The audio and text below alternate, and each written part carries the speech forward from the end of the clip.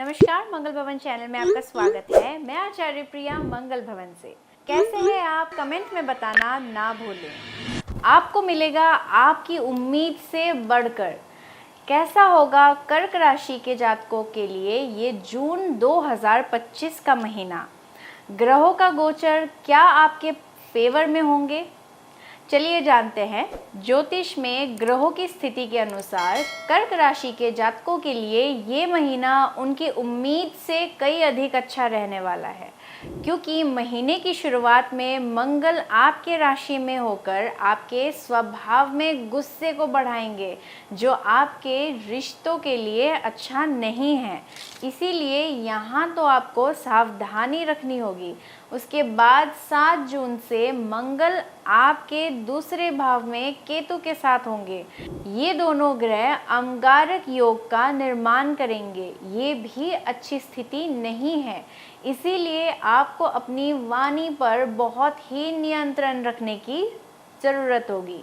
लेकिन यहाँ सूर्य महीने की शुरुआत में आपकी कुंडली के 11वें भाव में बुध-आदित्य योग का निर्माण करेंगे, जो आपके आमदनी के लिए बहुत ही अच्छी स्थिति है। यही आपके भाग्य के स्थान में बैठे शनि देव भी आपके इनकम के लिए नए रास्ते बनाएंगे और शुभ प्रभाव देने वाले शुक्र ग्रह आपकी कुंडली में 10वें भाव में होकर आपके कार्य क्षेत्र में आपको बहुत ही कंफर्ट जोन में लेकर जाने का कार्य करेंगे।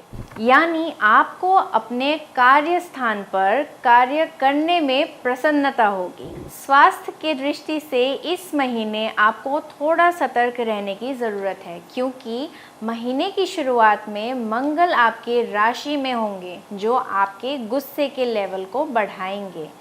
साथ ही आपके 8वें भाव में राहु, 9वें भाव में शनि, 12वें भाव में गुरु बृहस्पति और दूसरे भाव में केतु की स्थिति आपके स्वास्थ्य को किसी न किसी रूप में प्रभावित करेंगे।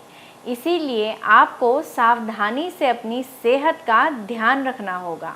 साथ ही आपको अपने दिनचर्या में तरल और पौष्टिक आहार का सेवन करना भी ज़रूरी है, ताकि शारीरिक समस्याएं आपको नुकसान ना दे और स्वास्थ्य अच्छा रहे।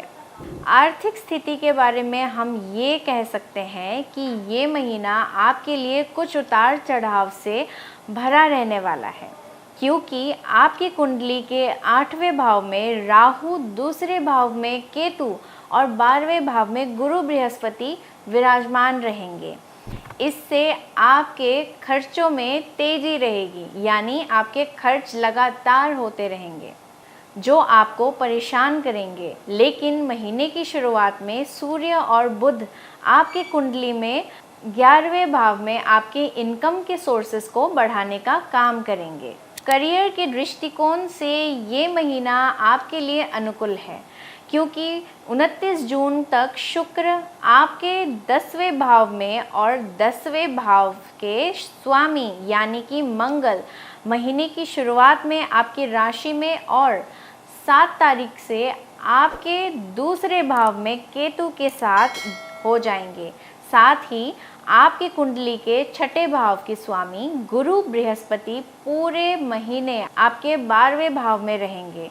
ग्रहों की इन स्थितियों के कारण कार्य क्षेत्र में आपको बहुत ही आरामदायक परिस्थितियां मिलेंगी, लेकिन किसी से भी गुस्से में आकर बातचीत ना करें, नहीं तो अपना ही नुकसान कर लेंगे। लव लाइफ और मैरिड लाइफ को समझे तो महीने की शुरुआत में सूर्य और बुध की दृष्टि आपकी कुंडली के 5वें भाव में आपके लव लाइफ और मैरिड लाइफ को समझे तो महीने की शुरुआत में सूर्य और बुध की दृष्टि आपकी कुंडली के 5वें भाव पर और मंगल जो आपके इस भाव के स्वामी हैं वे आपके पहले भाव में होंगे। ये स्थिति प्रेम संबंधों के लिए अच्छी है, जिसमें आपको एक दूसरे को अच्छे से समझने के लिए अवसर मिलेगा। साथ ही आप एक मैच्योरिटी के साथ आगे बढ़ेंगे। हालांकि 7 जून से मंगल के प्रभाव से कोई समस्या हो सकती है। मेरी सलाह यही है कि इस पूरे महीने आप अधिक क्रोध और आवेश में आकर कुछ भी गलत बोलने से बचें। हालांकि महीने के अंतिम सप्ताह में स्थिति में अनुकूलता होगी।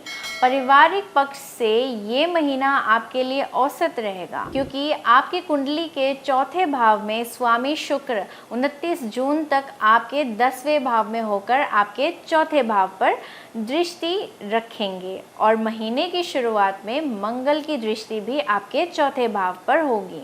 परिवार के लोगों में प्रेम और अपनापन बढ़ेगा और आप नई नई चीज़ खरीदेंगे। कुल मिलाकर ये महीना आपके लिए शुभ प्रभाव में होगा। धन्यवाद।